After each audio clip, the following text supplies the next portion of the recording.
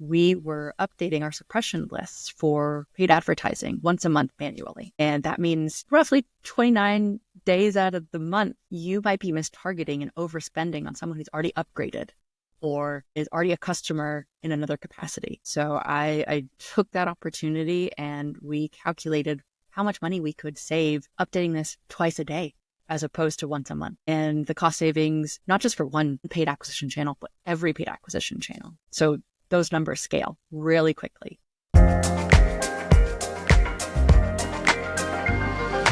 Welcome back to Horizons Podcast, where I convince marketing leaders to spill their secrets for the rest of us. Today, I'm thrilled to be sitting down with Jacqueline Freedman. Jacqueline is the CEO and founder of Monarch Advisory Partners, a full-stack marketing consultancy specializing in go-to-market, MarCops, and MarTech.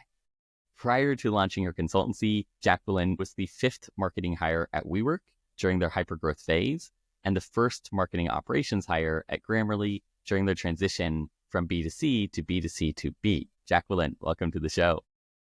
Thank you. You started your career in a tiny startup with just 2 employees in the US, 7 in London. How did that experience of doing everything shape your perspective of MarTech today? Oh yeah, it's where I coined Jack of all trades, JACQ, for the first time. I really got to get my hands dirty in all different aspects of what it's like in a business. And so I find it to be one of the most beneficial aspects of my career because I really got to learn what I was good at innately, as well as maybe where I had opportunities to grow and also maybe opportunities to recognize that's not what I want to pursue.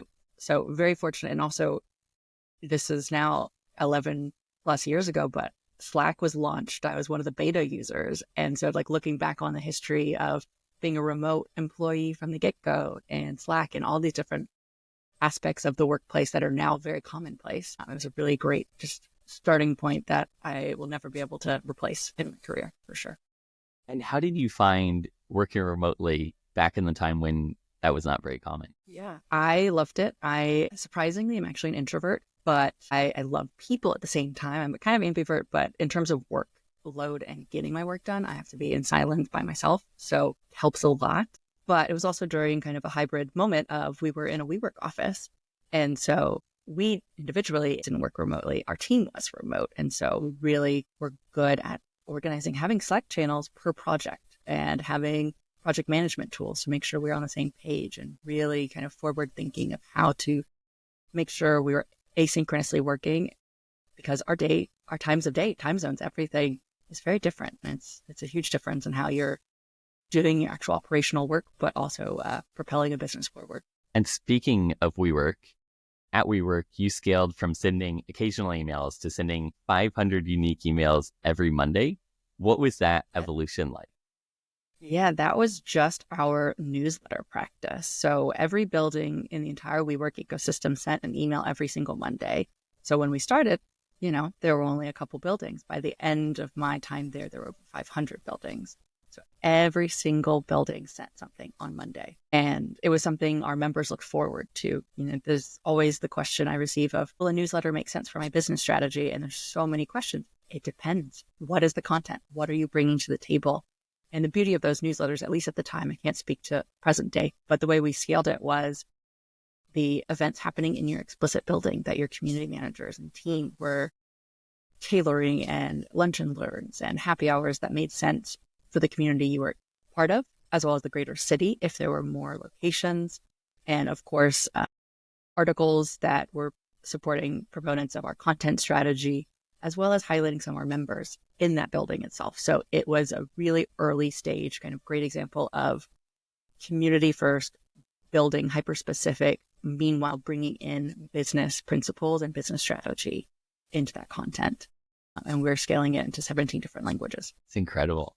Before we get into technically how you made that scale happen, what would you say were the biggest goals of that sort of once a week email? Is it more about retaining members, acquiring new members? It was all part of the greater strategy of attendees coming to our events and potential net new folks, new companies coming to the WeWork space where you get to invite people to come and things like that. But also really the core of it. And of course, there's plenty of commentary now, but community really was the core mission at the beginning. Of course, having well-designed, beautiful spaces and offering a place for people to expand their businesses, starting from a singular desk and expanding well beyond that globally. It was having a community in your space, and truly what would happen in each and every single building was irreplaceable at the time. I can't speak now because I'm no longer officially a member. Definitely love to explore whenever I'm, in a city that and I have a client to go visit them. But the energy, the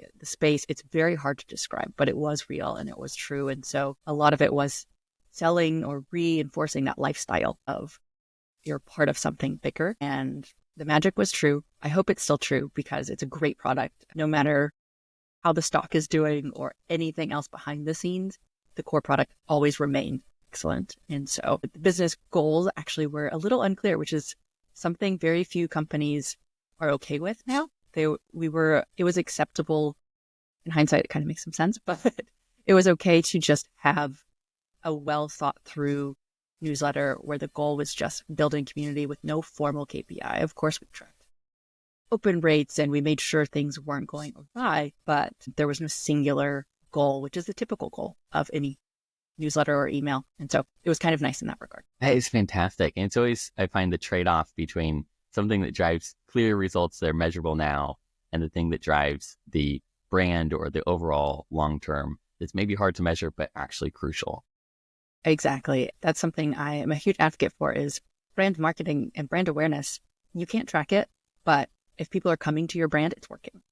And so you can track it to an extent of, organic search, seeing how folks are coming to you.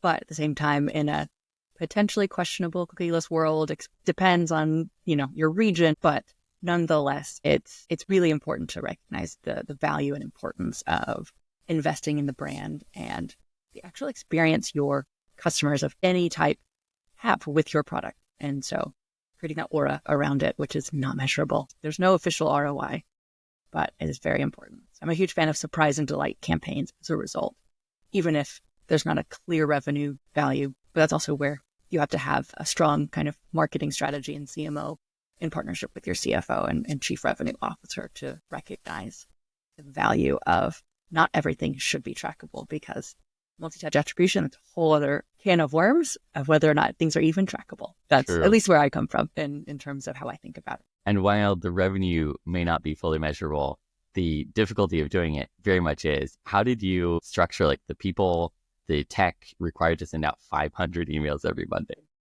Yeah, it was not easy. Thankfully, my predecessor, my boss who brought me in as the fifth marketing hire, she had done a lot of great work when we were smaller. And so she really taught me organizational structure. And so I was able to expand upon it. But I had, of course, internal wikis and documentation that over 20% of the company was reviewing every single week, because we empowered every single building for their marketers to build these emails on their own. And not always the most friendly of email service platforms, or even they have no marketing experience. That's their first job out of college. So there was a lot of training and marketing enablement as part of it. Videos, documentation, you name it. And I also would send a weekly email of by building or by region, if there were greater events for that region or that city, being like, hey, these are the inclusions or the discounts or the content that you need to include, but then you have to customize it to your building and your community members. So it was a lot of trust and a lot of templates and a lot of actually RBAC, so role-based account access and adjustment. So really thinking through principles of least privilege, locking down who has access to what and PII. And so it was very structured, but at the same time, there was always room for improvements. And I'm hoping since then they were able to improve. There was limitations in the tech stack then. And so we did really well with what we were given, but we also maxed out the ESPs we were using to an extent. We were pushing it to the upper limits of their capabilities, but it was a lot of fun at the same time. So organization and really smart account-based roles really helped. That's incredible. And if I'm understanding you correctly, then there were like 500 marketers, one for each building that you were working with. Yeah, and they're not marketers. That's the crazy part. They were community community members. So whether they were a manager or an associate, you name it. So it was really empowering non-marketers. And so I find that to be so beneficial to my role in how I've expanded since WeWork, is being able to put myself in the shoes of the user whatever that user's skill set may be, and being able to tailor and structure both documentation, but how we go about explaining what needs to get done. Because you have to, it's knowing your audience to the fullest extent. And if you're speaking to a C-suite individual down to, someone who this is their first or second job, you got to meet them where they're at. And so for me, it was a ground level, ground zero, really helpful way to understand marketing principles even. That is incredible, because when you can empower people across the company to represent the company through marketing, yes, you can do so much more than if you just focus on the marketing department. Exactly. And there's a beauty of centralized and decentralized marketing programs. And this is where having a centralized component that is super strong and super focused allows you to have a decentralized component and be able to localize it to the correct, literal localized building. Not to mention, of course, like if it's in Japanese, you want it to be a Japanese newsletter, and having those templates make sense. I'll never forget my favorite moment of course, if you're in marketing, you know what lorem ipsum is. It's the Middle English kind of just placeholder text. My favorite was a team from a different country. And of course, we're communicating in English, which is second language for most of these team members. And they're like, why is there Middle English in our newsletter template? And so you really have to remember, like, oh, these are not common known practices. And so it's very helpful to really get down to that level of, okay, reset, rethink how this makes sense for other folks across cultural communities, languages, you name it. And so I had a lot of fun navigating those cross-cultural moments where you wouldn't think of that. You're like, lorem ipsum, it's so standard, but it isn't in every part of the world. And so it's a lot of fun. That is. And I still think that 500 is incredible, because most companies are thinking about this at a country level at most. You're thinking about it at a city level, which is a fascinating piece of localization. Yeah. And that's, of course, not including countrywide or any other initiatives that were happening multiple times. I was working with every department at WeWork. There was 15 plus, everything from research and development to send out surveys to, we had annual events called like summer camp, which I think a lot of people know a little bit about. The documentaries and everything scratched the surface of what occurred there. There was a lot more than that was revealed, but all of those things were global campaigns. So everything that we sent out was in 17 plus languages, and that was where it was centralized. And of course, you had supporting information for those localized newsletters each week as an extension to the greater brand. We had a lot of things going on. So my editorial calendar was always very busy, and it was a lot of negotiating between departments and teams for segments, because we were rightfully very purposeful about how we went about engaging with our existing customers. That's not to mention leads or any of the other different myriad of folks coming inbound that weren't customers or members just yet. We're going to come back to more of WeWork, but before we do, I want to talk briefly about Grammarly. You're their fifth hire in marketing, you're their first hire in marketing operation. Yeah. What led them 13 years into the company to decide now is the right time to hire a marketing operations person? Great question. Their head of RevOps, his name's Josh McIntyre. Adore him. He's the reason why I joined Grammarly. He's still there. He's a lifer there. He had the vision of, hey, we're standing up a B2B business. It's kind of been for fun. We've been toying around with it, bringing in enterprise access controls and things that are important for the enterprise. How do we actually scale this? And how do we make this the next division of Grammarly outside of course, the well-beloved consumer side of the house, which is still, of course, where the majority of the brand is known, but how do we shift into the enterprise there? And so he had the foresight of, okay, we need someone who's done this before. We need to build the infrastructure so we can actually scale this. So when I joined, there were about 20 or so, 25 people working on the B2B side of the house. And so he recognized, okay, we've got, 10 sales reps. We've got a RevOps manager, we got a Salesforce admin, we need someone on the marketing side because all of that is so intertwined. And so thankfully he brought me in and we got to have a lot of fun, re-architected everything and really had to take it back to square zero of like, okay, what does an MQL mean? As we had some previous consultants who didn't maybe know what they were doing and the tools they were working with, had to re-architect everything. And thankfully along the way, I got to hire some really amazing people to help me, particularly on the automation side, and eventually start taking on some of the responsibilities. We got to grow the team. It was a great ride and a lot of fun. So I'm very grateful for my time there. And for someone who may be listening is like, what does an MQL mean? How would you explain a Great good question. MQL? Oh, this is going to be a hot take already. So I actually love MQLs. So MQLs are marketing qualified leads, regardless of if you're a contact only model or a lead and contact model. Think of a marketing qualified lead as this individual has made some sort of action, behavioral or not, to qualify themselves to be sent to sales and go down the sales funnel. I think through an MQL, the real definition, not always the old definition, the real definition is what you've defined with your sales team.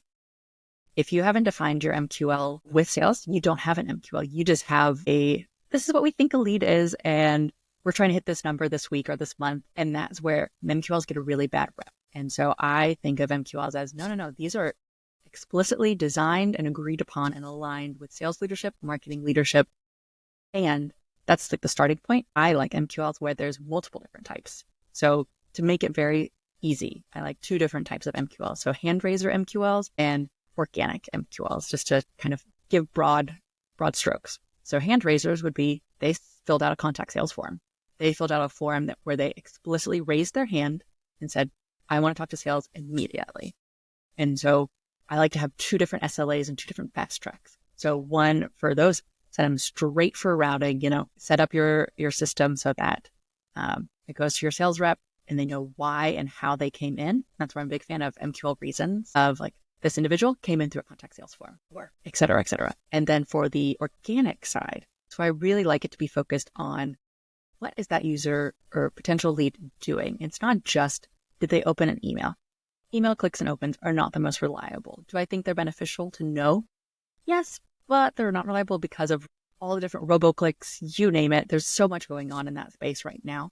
But it's, did they engage with your pricing page? Did they go to really high ticket item pages? If you have a freemium product, did they already start a free trial? There's a number of things that you can really incorporate there, not to mention grading.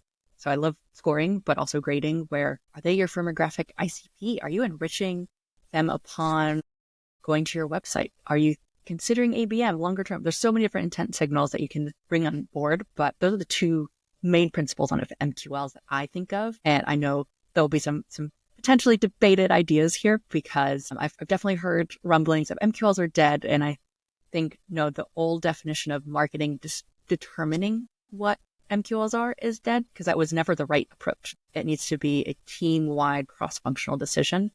Otherwise, you don't actually have a strategy. You just have a marketing plan with no strategy to it. I think that is such a important point, because when you first hear the term marketing qualified lead, you're like, oh, marketing is doing the qualifying, when actually really it's from marketing and it's a qualified lead. It's not qualified by marketing.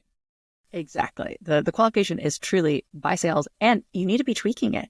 You need to, whether it's depending on your sales cycle, if you have a short sales cycle, tweak it more often. If you have a longer sales cycle, it takes some time to really understand, but you need to be looking at your funnel history of what is your sales accepted rate? Is every MQL you're sending actually getting accepted by your sales team? And if not, why? Not just anecdotal, they weren't the right fit. What does the data say? Why do we have an 85% acceptance rate? Okay, great. What is that 15%? And then do an analysis and understand what that difference is. And also, of course, further downstream, look to see what opportunities were created or what closed, won, or lost. What were the characteristics that maybe you aren't including in your qualified lead?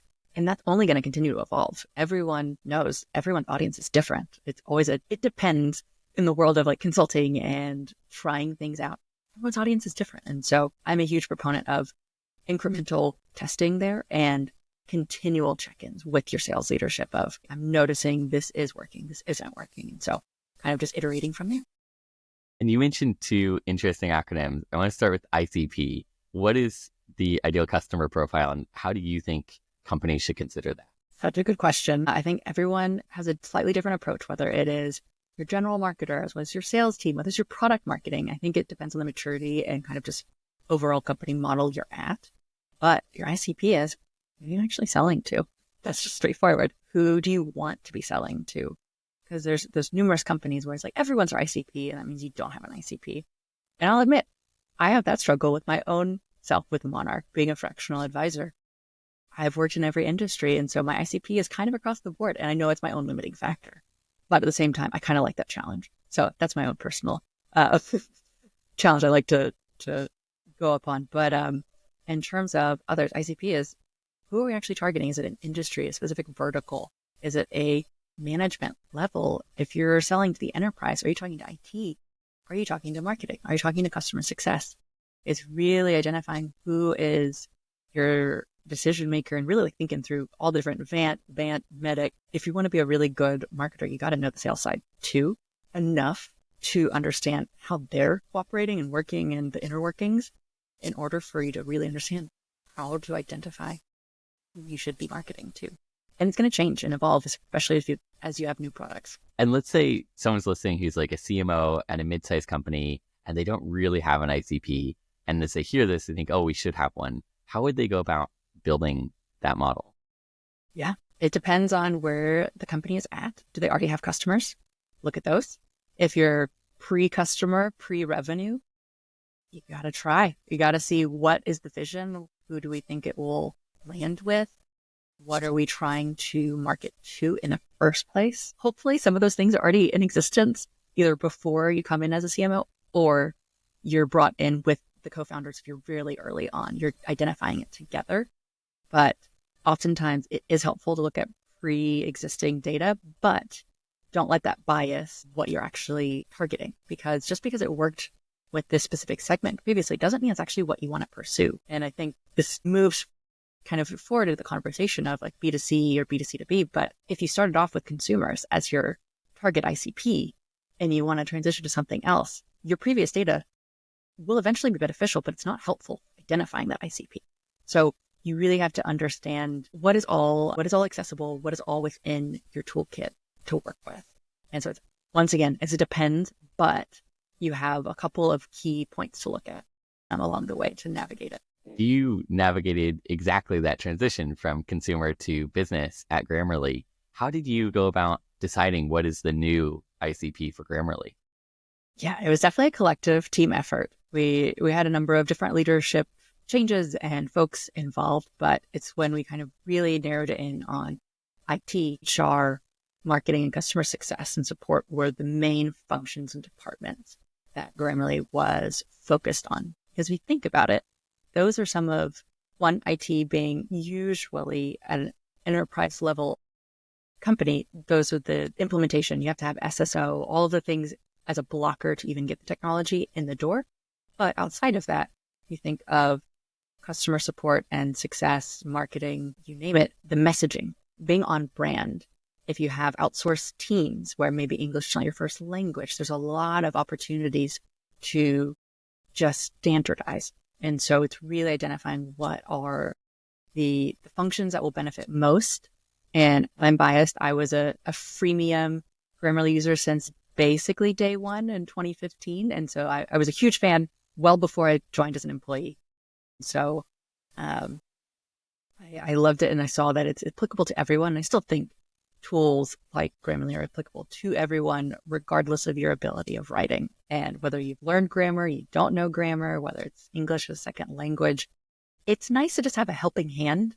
And I don't think there's any shame in having just someone checking up. Did you put the comma in the right place? Or maybe if you rewrite this sentence in such a way, your tone's maybe not coming off exactly as you want, because we're all trying to save time and save productivity hours, and we're writing a lot. And if you're and we're also just dealing with a lot of writing. And so I find the value of recognizing it's applicable to everyone, but you have to start somewhere. And so I'm looking forward to the greater success of Grammarly. Now that I've been gone for a little over a year, I'm excited to see where they land. And it is incredible to see how that viewpoint on what is acceptable in writing evolves over time. That 100 years ago, you're handwriting. And if you're using a typewriter, or are you sure that's not cheating that you're using a typewriter instead of doing handwriting? And now you're using AI. But is that cheating because it's not really you? Very interesting. And it actually goes into a very interesting debate in the education space too. And I'm definitely not qualified to speak to it fully, but I know when I worked at Grammarly, I had a number of previous high school teachers that I was Facebook friends with. And we would have these debates because there is value. And I think now with all aspects, not just education and writing, but it's how do you leverage AI for your benefit? So like, I love using AI for the tedious Excel tasks I don't want to do, or get me an outline just so I have a starting point. But is maybe my own hubris, but I like to write. I want to use my own words and language. Doesn't mean I wouldn't mind a little like, yeah, that phrase could use a cleaning up. But I think there's value and benefit to idea creation or prompting of outlines to get started versus, of course, you can tell when something's AI written. You lose a tone of voice. And if you're an adept writer, you can tell it's not that individual's writing style. And so there is value there, but there's definitely room for education and debate on it because there's a time and a place. And I've heard some great success stories in the education space of, hey, use the next 10 minutes with this specific prompt to identify some options for yourself. And then after you've narrowed down which ones you like, stop using AI and just write it out. And then, of course, from there, tweak as needed. But I find it as a really helpful tool to get started or along the way. But we're in the first inning of the series that will be the World Series of AI in baseball. Like we're on first base, really and truly. We're just getting started. And so I think things will evolve in a good way and maybe potentially scary ways. Depends on the cultural climate and things like that and governmental approaches. But to that point, there's a lot of room for us to embrace, but also be hesitant as to what we're willing to give up to AI. I personally would never want to give away my creativity to AI, but if it's, you know what, I would love an image that combines these three things. Why not? I know how to my way around Photoshop or Canva, you name it, but it's probably better use of time to spend 5 minutes to create that image that's just right to get the point across. Sometimes it makes sense, but at that point, if you're an illustrator, maybe that's not your best use of your skill set and your creativity. So it's very dependent. It is. It really, really is. And like you said, I think the unblocking of sort of writer's block is a very interesting use case for AI. I kind of want to say something like this. What are 5 different ways I could say it? Okay, now I'm unblocked. Let's go forward. Exactly. And I know I struggle with writer's block a lot, but I also like to throw down what I've got and then see what could be added to it. And what did I not think about? What perspective was I not considering just yet? So there's a lot of excitement there for sure. And your grandfather was an entrepreneur. I believe he advised that your clients make your day or break your day. Yes, you did your research. How has that influenced the way you approach both in your current work, but also in internal stakeholders in some of your previous roles? Oh, yeah. It's still true. Rings true. Rest in peace. He passed a number of months ago, but his advice is always there for me. Your clients make or break your day. Same with your stakeholders. And so I am a huge proponent in terms of my own business, working with clients that I align with, not as from a values perspective, but a communication style, the product I have an interest or a background in. And that's kind of step one. But when you're in-house, you don't always get that opportunity in the same capacity. Changes come with, folks leaving, folks joining, expansions, reductions. It's kind of a wild time and climate and ecosystem right now. But I am a huge proponent of investing in the relationships of all of your primary stakeholders, regardless of the department. It's very time intensive, but I'm a huge proponent of a full company-wide listening tour when you join companies. It means you can't always, hit the ground running immediately. But it means when you do hit the ground running, you know a lot more and you're more able to translate the concerns, the problems, and identify how to move forward. So as a great example, just because it's an easy one, when I joined Grammarly, I did 45 interviews before I even got started on the work, which is kind of a lie. I did get started on the work because a number of my stakeholders were like, you're here, let's go. So it was a little bit of a tricky balance. So I kind of broke my own rule. But I did meet with 45 different folks across every department, and every person at the end of the 30-minute get to know you. I was like, so who should I meet that I haven't met with? And so that's how I kept growing and growing. Because of course, as any good onboarding doc from a manager is, it's like, these are the 15 people you need to know. And so I asked each and every single one of those, who else do I need to know? And it just kept growing from there. So I'm a huge fan of knowing your product team, knowing your engineering team, knowing your data team. Because if you're able to speak their language, or at least meet in the middle and have someone you could reach out to, like, hey, I'm trying to navigate this. Who do you recommend? Especially if it's a large org, it is hard to navigate, no matter the size. And it's one thing if you're all in the same room and you're able to tap shoulders and things like that. But as the world is becoming hybrid or remote, or if you're at a more mature company, that's just not as possible. So I see it as a true indicator of success of being able to navigate all of those different relationships, and especially in a cross-functional role like marketing ops or marketing technology, when all of your systems are integrated into all the different other departments, and if it's not working, it's on you. So I'm a big fan of knowing who to go to when something's not working and I don't understand how to fix it. Has there ever been a time when you sort of turned around a relationship, like some org that didn't want to work closely with marketing, and how would you transform that into a productive relationship? Ooh, I love that question. So sometimes, yes, you come up against resistance, maybe more than anything, and the unknown. If you've never worked with a marketing ops person or MarTech person, there's question marks. And so I think a really great example is becoming really close with either your product manager or your MarTech engineering team. And that was it was by no means completely unintentional, but one of the most beneficial consequences of investment on my side at Grammarly working with engineering. I had a weekly one-on-one with the primary engineering manager that oversaw all of our MarTech and business system tools. And twofold, we kind of mutually mentored each other. One, I was explaining and synthesizing the problems we were navigating on the marketing side. And he would then translate that further, like, this is the blocker you're going to receive on the engineering side. So it was actually mutual coaching where he would explain, this is how you go about navigating, explaining the recs and writing out the spec for this, for our immediate needs and how our current structure works. And of course that evolves over months, years, people join, people this. So it was a continual conversation. But similarly, I would learn, so just so you know, with this type of integration, this is the typical timeline it takes.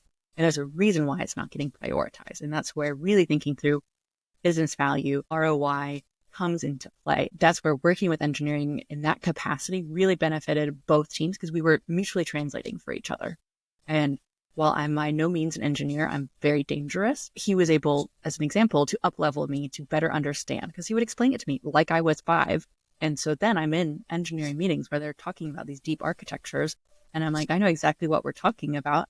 I can't do it individually myself, but I know how to ask the corner case questions. I know how to poke holes and delve further so that we have a better outcome ultimately, and vice versa. Engineering was coming with a problem of, hey, this is what we're navigating, this is what we're dealing with.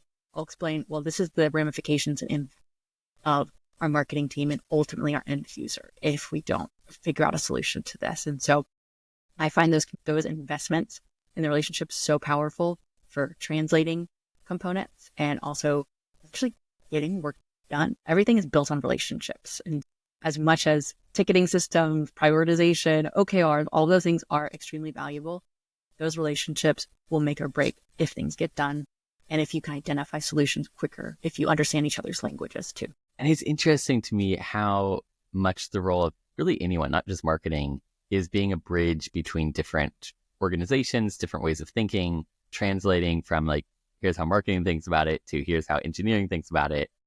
That bridging function is so important. I want to go deeper on what you mentioned about being dangerous, because this is something you've mentioned in past interviews also, and I think it's really important. If I'm a new marketer or even an established marketer who isn't super technical, what is the value of being dangerous in a technical space, and how would I go about learning that? Yeah, I can attribute my dangerousness to Xanga and MySpace days in terms of learning how to code, which of course that's just HTML and CSS, which benefited my email part of my career. But I was able to start understanding those structures. So that was my own personal curiosity and, sign of the times, dating myself. But outside of that, it's really that curiosity mentality, that growth mindset of always continually wanting to learn and being curious of, if this works this way, how does that impact this? And so really a systems thinking perspective of operability and interoperability. And if you do this, what is the cause and the effect? And so I think a lot of the misunderstood value of marketing ops is we're kind of chess players. We're thinking 10 steps ahead. And that's not to say other teams aren't doing that too, but maybe not as many teams are doing that from a marketing explicit perspective. And I see that's where that technical value of being able to speak similar languages, translating the problems and needs and the requirements from a marketer standpoint, and explaining, if we don't do this, these are the downstream effects. So let's involve the roadmaps. It empowers here. It explains the data ingestion there. But we don't have to explain it like that for marketing or sales. It's just, hey, data is available so you can create dynamic segments and you're able to A/B test in this capacity. And so it's similar to kind of what we were talking about with having different languages and personalization and customization and localization at WeWork. It's similarly for different teams, the different audiences who need to know what, how. It's translating in such a way. And so I'm a huge proponent of marketing ops actually just being like global translators of systems and problems and huge just advocates of what is the best, most elegant solution that's going to benefit everyone. And so I think marketing ops, marketing technology doesn't always get the props it deserves just because it is much more than just someone who came up on the marketing side. It involves a lot more, engineering, product management, and product marketing oftentimes that it's misunderstood. And so I'm excited to start helping redefine that, which we'll get to at the end of the podcast, but there's some aspects where I'm going to start helping build out the MarTech standards and benchmarks, hopefully across industries, to better explain this, because this will benefit everyone in the space, from salary ranges, titles, and roles. There's nothing more confusing than everyone not knowing what their titles are, what these titles mean, what the salary range should be for the level of effort, the level of years of proficiency, you name it. And so I'm a big proponent of everyone having the salary they deserve. And so if you're in any Slack community I'm part of, you'll see me oftentimes say, hey, the salary range is too low. Granted, I'm fortunate in that I'm working for myself. I'm not representing any other business that, because I'm not applying for these roles. If anything, I'm on the lookout for friends and folks, because there's been a lot of reductions in workforce and things like that. And so I'm a huge proponent of equal pay, because I too have been paid 30% less than my male coworker who did more junior work than me. So I've definitely been on the receiving end. And so it's only so much more difficult for other, of course, important populations and people of color, not just in the States, but globally too. So there's a lot to advocate for in the space. That's actually a really interesting place to go a little bit deeper. So at this point where you were underpaid by 30%, how did you, if you did, resolve that? How do you recommend someone else in such a position approach resolving? Yeah, it was tricky. Thankfully, the male coworker and I were good friends. Obviously, we were working hand in hand on a number of things, and we disclosed each other's salaries, maybe not to the chagrin of the company. And his immediate response, of course, was, wait, that's unacceptable. You do more senior work than me. And unfortunately, it wasn't exactly the easiest way to get that resolved. However, thankfully, simultaneously in the background, two things happened. One, that individual actually left for another opportunity. So I had to absorb his role anyway. So I actually did it was only like 2 months backdate pay because I took on his role. But also beyond that, there was a company-wide re-leveling and reorganization of titles and things across the board. So I did ultimately get paid the same amount, and I didn't have to officially advocate for myself, but that was just an unexpected situation. And it's definitely happened since then, and things did not get resolved. So it's where, this is where I'm a huge advocate of women in particular, knowing the negotiating table at the beginning. I know I've accepted jobs early in my career and I didn't negotiate. It's because I didn't know I was allowed to. I remember saying like, yes, immediately to one job. And the recruiter was like, oh, really? And then I realized after the fact, that's when I'm like, oh, there was wiggle room. I could have made more in this instance. And so it's really about education, empowerment, but it's also hard in the way society has structured things. And so there's a lot of room for allies and allyship as well, and making sure benchmarks are up to standards for sure. I remember early in my career, I worked in accounting. This is before I got into marketing. Ooh. And and I would negotiate with our suppliers. And I remember it being very easy to negotiate with suppliers on behalf of the company. I didn't find it difficult to do. I'd send an email like, hey, is this the best you can do on this order of books or whatever it is we're doing? Would negotiate comfortably. But then negotiating for myself was very different and very much more uncomfortable. Do I really have the right to say I'm worth more? Should I be pushing on this? It's interesting how different it is to negotiate for yourself than for someone else. Oh, yeah. It's very uncomfortable. I mean, I've negotiated multi-million-dollar contracts for numerous companies for just vendors and tools. Of course, I even had sometimes procurement helping in the background even further, but there's a lot of uncomfortability for ourselves, and it's going to be a constant struggle, particularly for women. But I think for everyone, it's combination of you have to neutralize your skill set and your humbleness, recognize your worth and your self-confidence. And that's to say there is still no wonderful, perfect way. If you're in sales and that is what you do all day, of course, you're going to have more repetition and it's much more commonplace for you to do that. And if you don't have the reps in, it's really difficult. And so I feel for everyone because I too struggle with it oftentimes too. But it also, you always have to recenter yourself of, okay, what is my bare minimum? If you're looking for a new role, what is the bare minimum I'll go for? But it gets more complicated and the macroeconomic landscape that we're in right now. And that's why I'm a true proponent of the salary range is too low. Like you're looking for, you ask for an expert and you're saying 1 to 2 years, that's not possible. And so I think it revolves around a lot of us advocating.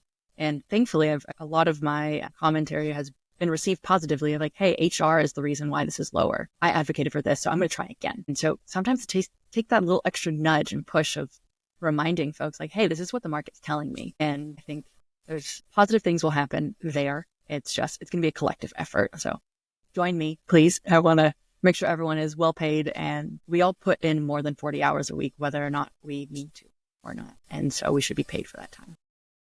100%.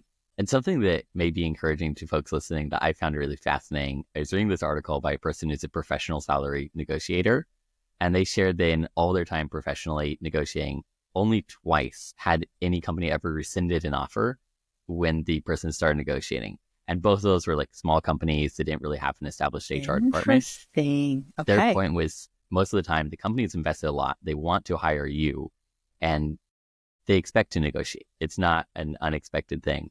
Take the time to actually negotiate that offer. It depends. I'm going to push back a little bit. Some companies are like, hey, this is the absolute maximum we can offer no matter what. And it does happen. And I've noticed it happen more and more. It's hard. And I've seen rescinded offers, not for myself personally, but I've been on teams where offers were rescinded because, granted, there were more extreme examples of trying to negotiate more than 2 times, 3 times, and really going up. So I get where the result was coming from. I was not involved. I was just on the panel in that one instance I'm thinking of. But no, you're right. There's room for negotiation. And even if it's not direct salary, there's room, whether it's options or indirect, is like an HR way of saying like direct and indirect payment. So do you get more vacation days? Are you able to leverage more of this, that, and the other? And so there are opportunities, but it depends. So many companies can't even offer those types of things. And so there's room overall for a better kind of just in the States in particular, like healthcare. Your job is tied to your health benefits, and it's a tricky situation for many. And many folks just need a job so they can get healthcare, what they so desperately need. And that's a political conversation we can get to in another day for a different podcast. That is try not to like make too many hot takes for you to navigate. Hey, hot takes are very welcome. Very, very welcome. Understood. That brings me to another question, which is you've talked before about being, I think the word was a recovering workaholic. How do you balance life, work, all the different aspects? Ooh, don't ask me this week. It's not a good week. It's imperfect. It's ever changing. If you ask my therapist, it's always a journey. It will always be working and growing on things. And that just happens to be my personal vice. And so everyone has a different one. So this might not be a struggle that everyone experiences. It is boundary based.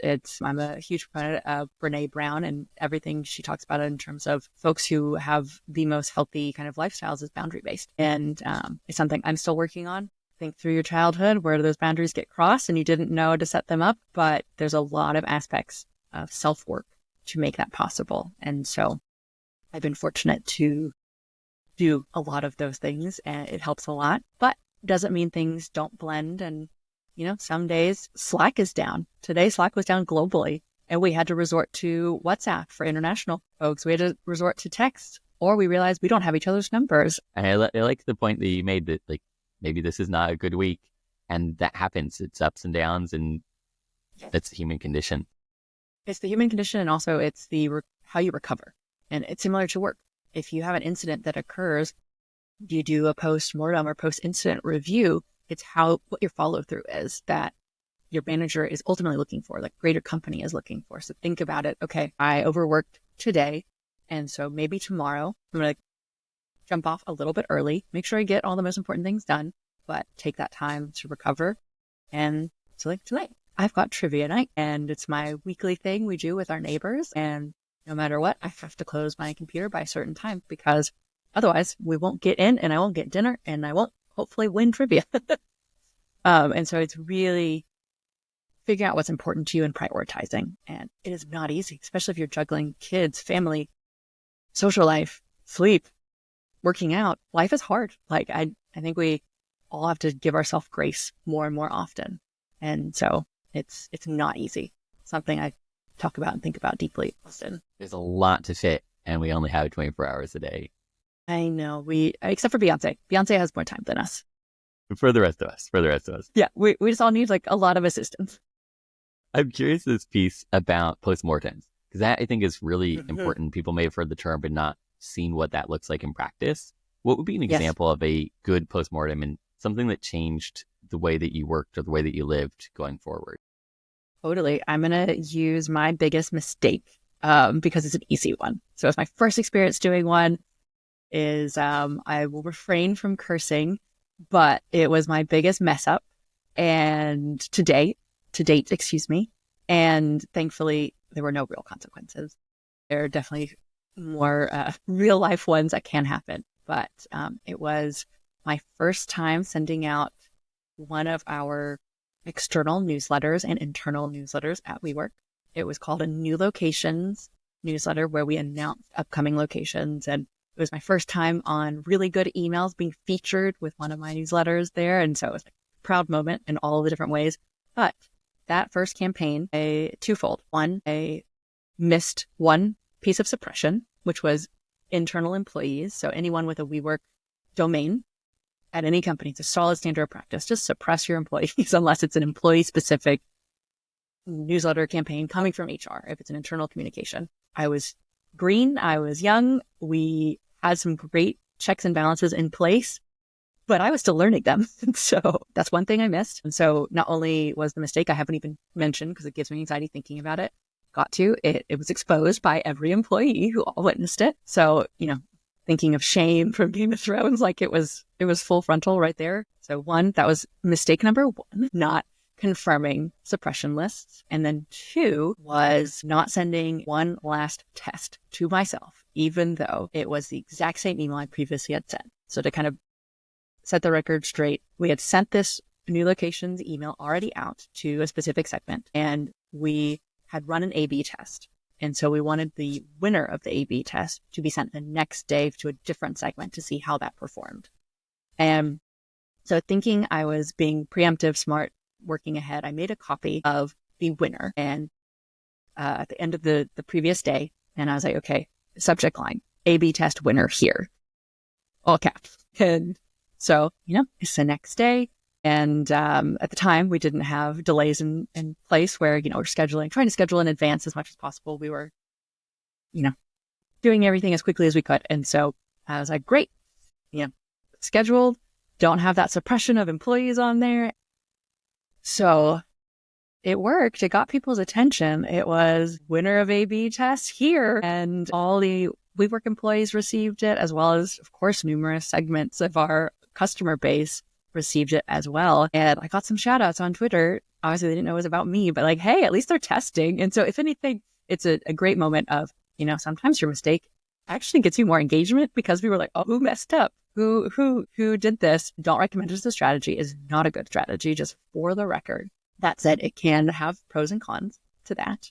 And so one, I'm mortified. I'm sitting in my seat trying to like sink and hide. And at the time, my boss was remote and she just messaged me. She's like, hey, it's all good. Remember, it's just an email. There are way more important things in the world. However, and thankfully she was patient, kind. Her name is Jen Lynn. She's amazing. Still adore her. She sat me down and was saying, okay, let's get on a Slack or get on a Zoom call real quick, and just how you respond to this is how you'll be remembered. And so she introduced a post-mortem to me. Or kind of a better term is post-incident review. And so she's like, what you do is you identify the what happened, how it happened, why it happened, and how this won't happen again. And so there's different structures of how you can go about it, but that's kind of just the main principles. And so she was like, write up a doc of exactly what happened, how it happened, why it happened, and the steps and processes we're putting in place so it can never happen again.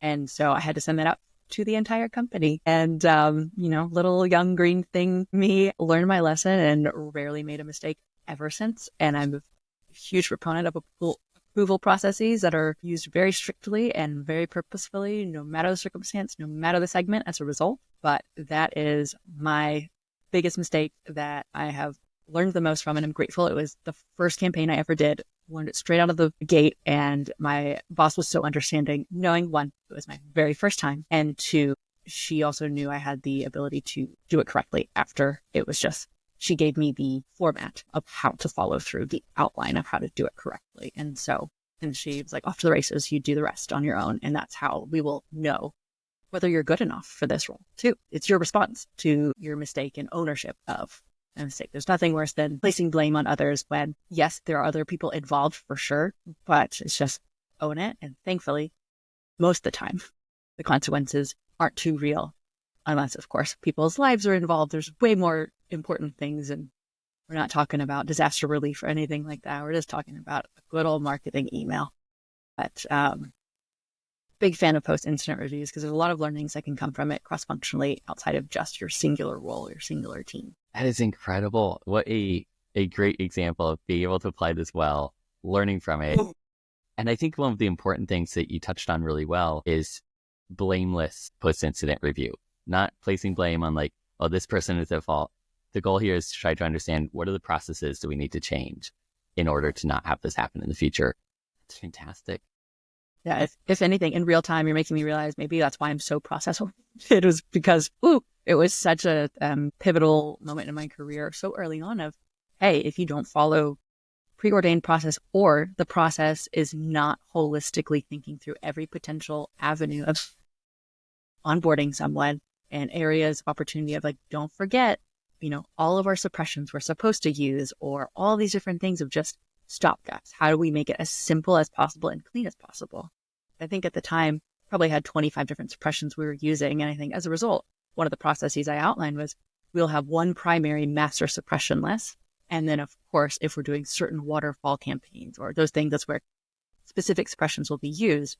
But why don't we simplify this? Why don't we make things as easy as possible for the user so that we'll avoid mistakes? And so there's a lot of learnings every time. And it's kind of whenever it's like fail better. It's like, good, okay, we failed here, but it wasn't really a failure. It was an opportunity to learn something new and make the process better. And so, yeah, big fan of post-incident reviews, and I think they should be commonplace. And they very much are on the engineering side, and that's kind of where her mindset was coming from. And granted, I was in a pit full of engineers surrounding me, and I'm hearing everyone like, what is this email? What's going on? What happened? No. What went wrong? And everyone's kind of looking at me. And thankfully, it all worked out in the end, that's for sure. And also what you said about this is how people will remember you is how you respond is so powerful to know, okay, it's not over. I can write the last chapter. How do I respond to this? Well, and if you think about that as a greater application to life, you remember people who depart a company and how they leave, whether it's they give you extended notice, whether it was a mutual agreement, whether it was on positive terms. And I think it's also vice versa, a reflection of a company. So if someone puts in, let's say they're being very thoughtful and give 1 month notice. It's like, hey, I want to make sure we do this right. And that's, not many companies are afforded that. Then it's also the send off of, hey, we put together a presentation of everyone saying these things about you in kind words and sending a good send off. In my opinion, it's also a reflection of a company's culture too, of how do they treat their employees. And I've definitely been part of both types of companies where the send off was super positive of like, I'm so excited for you in this new adventure. It's bittersweet, but like we're really looking forward to staying connected in the future. There's lots of possibilities and opportunities, or this person's deactivated and they're no longer at the company. So it's always an interesting reflection. I think the last moments of any situation are how people remember you by. So I'm a big proponent of leaving on the right foot, on the right note.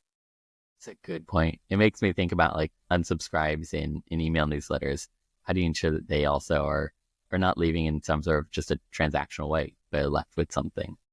Yeah. And to that point, I actually see unsubscribe as a great thing which is, I feel like, a hot take a lot of times. I'm like, great. I'm so glad this didn't resonate with you, because either we learned you weren't part of our target market, or this content wasn't good, wasn't tailored to you, or the content is not good in general. Obviously, you have to figure out some things along the way. You have to connect some dots.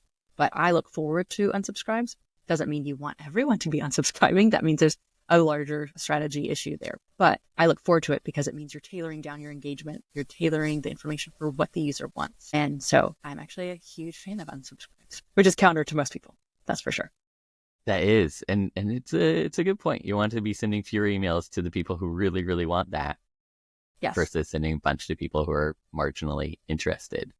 I'm a huge proponent of fewer, better emails. I would rather one email get sent out per month than 30 low quality. I'm all about quality, not quantity. And this goes for B2B, B2C, life cycle based and trigger based to B2B newsletters and product updates and things like that. I would much rather there be worthy, sink your teeth into content that is actually beneficial than anything else. On that note, what would you say has been one of the most important or impactful emails that you've sent, and what could people learn from that as they structure their own emails? I always look to Drew Price, the godfather of weekly insights, for Grammarly emails, as well as Spotify's year in review for really personalizing based off of your use case. And it's becoming more commonplace. Clay is doing a really great job with Inflection.io, and everyone kind of done their own little spin on it. But this was 2017, coming on the heels of both, of course, Spotify Wrapped, the year in review, as well as Grammarly really kickstarting that in a couple of years prior. I wanted to make that make sense in a B2B setting, which is not as easy, and making it personal as opposed to company specific. And I think that's the largest downside of year in review emails is B2B sides of the house. Companies think it should be about them. And I think that's a misstep. It should be about the specific user within their use case of using your company, whether it's SaaS, you name it. And at the same time, you have to balance how much data are you actually tracking about these people, and is that problematic and maybe big brothery. And so there's a lot of questions here. And so I had the idea. I wanted to do a year in review, but I was like, what data do we even have access to? How do I go about it? Things are so much easier now that the world is a little bit more composable. There's data lakes and data warehouses. There's high touch. There's census. There's, Fivetran. There's ETLs, reverse ETLs, all these different acronyms. But at the time, we did have a data warehouse. Most of the information was there. We were a little ahead of the curve at WeWork, but it was all SQL. Like, there was no interoperability. It was very manual. And so I was like, what data even exists? And so I customized it. And we didn't send it to everyone. It was, if we had enough data about you, then we sent it to you. And so it's knowing who not to talk to. And of course, there was a lot of, at the time, like handlebars or what would be used as handlebars or liquid or AMP script to, like, if there was no data here, use this instead. And there were a lot of statements there. So it got kind of complicated, but it was fun on my side of things of how many conference rooms did you book? How many different locations did you go to based off of those conference rooms? And what data did we actually have that wasn't creepy? And to be fair, at the time, we didn't really have too much that was creepy. It was truly, how do we make this experience make sense to the grander scheme of, this is a global company. We have locations all over the world. That was the entire point. That was the excitement of, you can work from anywhere and you can travel, and you always have an office or a conference room to attend or to book, excuse me. And so how do we tailor it to make sense and not be, we had 50 million bags of coffee used. Like, that's not personal to the individual. Obviously, it'd be more helpful to say you drank 50 bags of coffee, or that would be a lot. But there are only so many data points. And as more companies start having more data accessibility and knowing what exists, it's both, how do we leverage this that is intriguing, interesting, and makes sense to the user, but also not creepy. Yeah. And so that was a really tricky balance that, and I had no resources. I was doing the queries myself. I got a couple of folks to double check things. I had a little bit of design help, but it was very minimal. And I was doing the handlebars, trying to make it make sense. And for me, it was a lot of fun because I got to learn. It was my first time really cross-functionally, because it was a campaign I felt empowered to do. I wanted to do it. No one else was thinking about it, but I was inspired by what else was out there. but it was also limited by what did we track. So that was a great example of just something hard, but that's where personalization really matters. And I get very sick and tired of folks being like, yeah, personalization is so important. Like, no, we're well beyond first name. We're well beyond last name. We need to really understand what is personalized to this individual or to this team and the greater function. Because if, in hindsight, what I would love to expand upon that year in review is, okay, individual, but also like yourself amongst the 10 team members you have. How did you compare, not in ranking so much, but just, someone else on your team visited this many more locations, like plus or minus, or all just not gamifying, but just providing even more contextual context. And that's not always applicable to every company. If you're selling pipes and plumbing parts, that's maybe not the most applicable industry to have some type of personalization like this. But you never know. Everyone has different data, and what you do with it is really how creative can you be and what would benefit your customers the most. And I can imagine a very interesting plumbing campaign of like, hey, guess how many you installed in the last year with our supplies. Exactly. It's a lot of fun stuff you can do with that. Yeah. And speaking of plumbing, I mention it often as one of my favorite personalization campaigns, products, tools, systems, programs is actually it's a B2C company called Tushy, and they're a bidet company. And when I say they are the most on brand and hysterical, they make fun of themselves. They know exactly what their product is, how it's used, what it's used for, but they have fun with it. They, in my opinion, they're one of the best branded marketing teams right now because they're true to their product, their voice, and you just know that they're going to have fun and play with it in every medium. And so I'm always excited to see how companies are embracing their uniqueness in their marketing and beyond. And you see companies like Duolingo that have just recently, earlier this year, killed Duo and then brought Duo back. Know.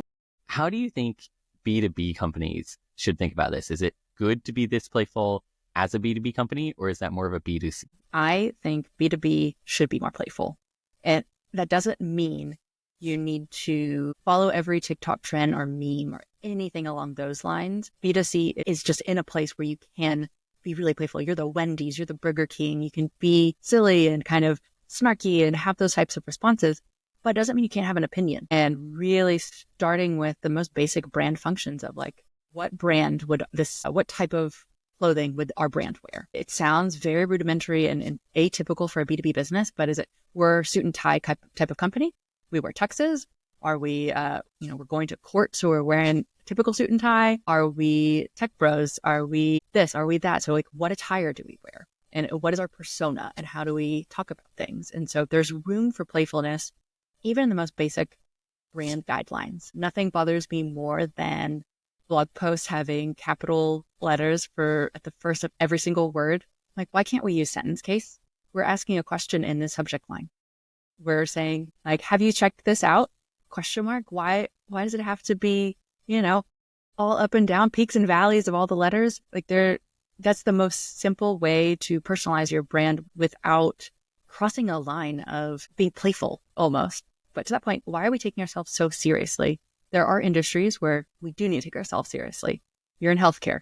Please be serious. That's our health on the line. In the legal space, please be serious. It's very important work, but that doesn't encompass every industry. And so there's room for play that is reasonable and within boundaries, but it doesn't have to be caricatures like a Duolingo owl. It doesn't have to be animations in that same capacity. There's room for improvement, but also I think B2B is really going to have to step up and pay attention to what B2C is doing in order for them to evolve and stay with the times. Hard pivot, but something I found very fascinating in my research about you is I think you've written that you saved millions in annualized dollars through daily syncs at Grammarly. What did these look like and how did it save millions of dollars? Yeah, I love this question. So we brought on High Touch as our reverse ETL and leveraged it in many more ways than just that. So we originally brought it on because we had a marketing cloud instance, which if you are very familiar with ESPs, it's a little bit legacy. It's a little out of date.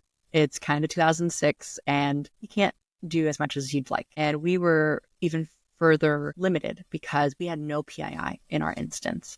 And we were one of 2 Salesforce Marketing Cloud instances in the entire Salesforce ecosystem that had tokenized their instance, meaning we had absolutely nothing in there. And so our poor marketers were unable to even know who they're talking to without explicitly asking someone to translate tokens into emails. It was a very convoluted, difficult process. It was very secure, but overly secure to the point where you couldn't market in such a way. So it's actually a feat that Grammarly did so well during that time. And so that was one of the big projects I took on, was reconsidering tokenization and our platforms. And HighTouch was actually brought on just so our marketers could create dynamic lists for segments, which is not the normal use case. And thankfully, because it was brought on that way, I was able to really explore HighTouch in depth and understand what value it could bring to the company if we actually embraced it in the way it's supposed to be used as a composable CDP and reverse ETL platform. And one of the easiest ways I found to prove ROI, because you always have to prove ROI, especially when you're in,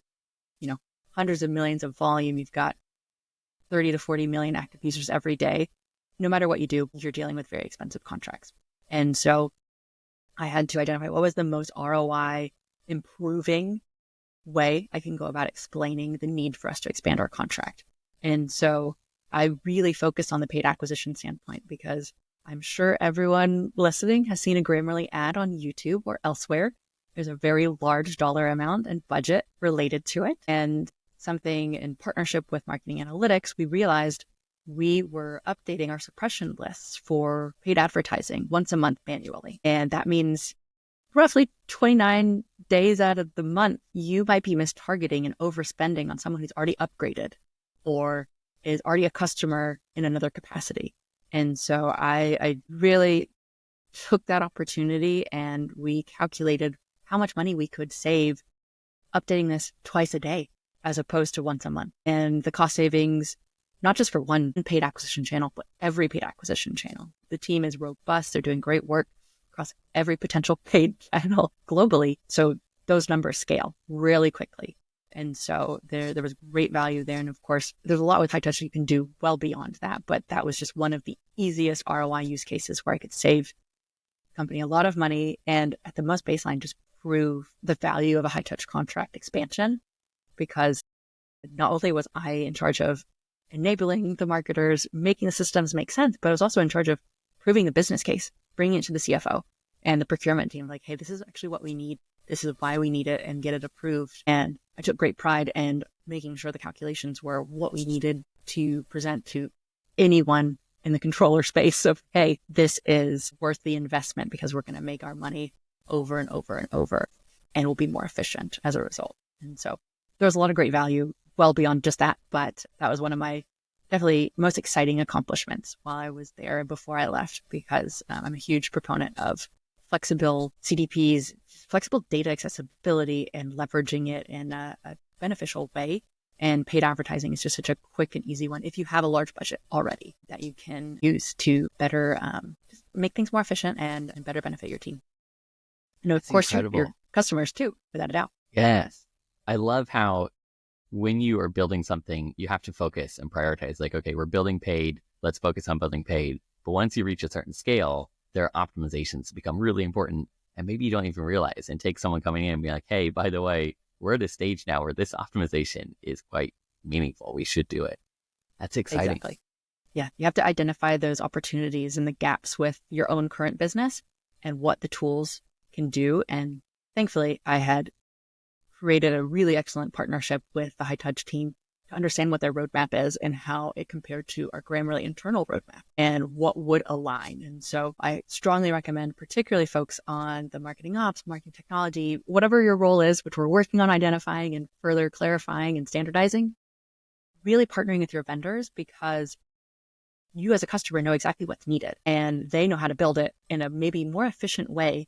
And it's similar translation of you state your problem, but they synthesize it for what you actually want and predict what you're actually needing.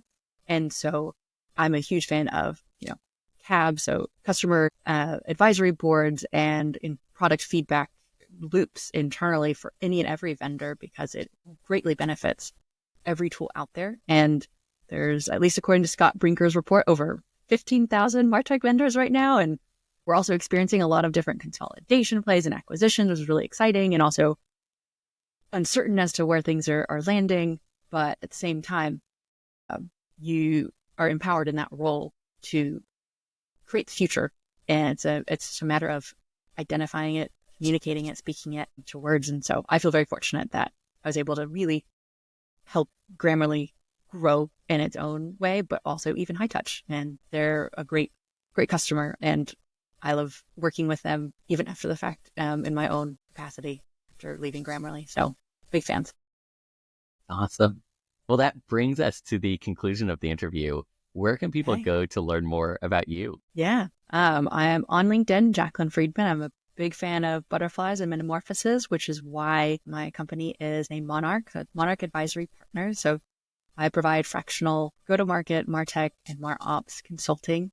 So all shapes and sizes, whether it's advisory components, and I advise a lot of founders on their actual product, their go-to-market, but also sometimes I step in as the CMO, VP of marketing to help create the team, establish the team, build the strategy. But separately, I also have another role and have teamed up with the MarTech Weekly team. So Juan Mendoza and Keanu Taylor and the greater team standing up the advisory practice side of the MarTech Weekly. And so we're also creating the standards. So we've established a platform called MTech, so MarTech Excellence Center, and creating standards so we can further benefit, create research for the industry that will benefit everyone, hopefully. And so it's a membership-based community as well, where we provide advisory as well as garner insights from B2C folks at amazing brands. And so there's a lot to come here and there. And so a lot of fun stuff happening all at once. So check me out at monarchadvisorypartners.com or the MarTech Weekly. Awesome. And all of that will be in the show notes below. Thanks for coming on the show. Appreciate it. Thanks for having me.